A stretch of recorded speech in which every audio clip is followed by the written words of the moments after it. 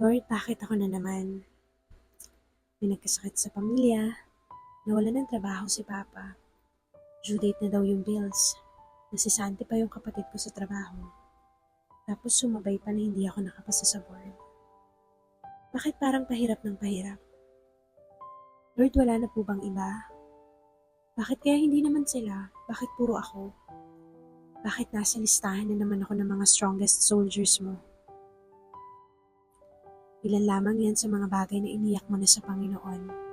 At alam ko rin na may mga araw na pakiramdam mong minsan ka na nga lang humiling sa Panginoon, pero parang palagi yatang pahirapan ng pagkuha ng sagot. And gets na gets kita.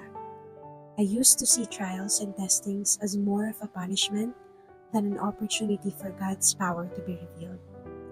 Nakakapagod naman talaga. Nakakapagod magtiwala, lalo kung sunod-sunod yung pagdadapa mo sa buhay. Yung tipong hindi ka pa nga nakakabangon, pero nadapa ka na naman ulit. Nagkasugat ka na naman ulit. Mahirap? Palaging may tanong. Palaging parang walang pag-asa na magbabago din ang lahat. Pero naniniwala pa rin akong hindi porket pangit ang nangyayari sa buhay mo ngayon, ay miserable ka na habang buhay. Hindi magiging madali ang lahat kapag lumapit tayo sa Panginoon, pero hindi tayo lalakad na mag-isa. Kung si Jesus nga ay nahirapan, pero good news, ipinanalo niya ang laban para sa iyo at para sa ating lahat. Wala tayong immunity sa mga hamon ng buhay, pero may reward kapag tumuloy at tumapos tayo ng laban.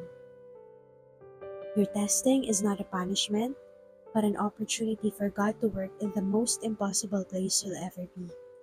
Hindi siya papayag na hindi mo makita kung paano niya babaguhin ang buhay mo.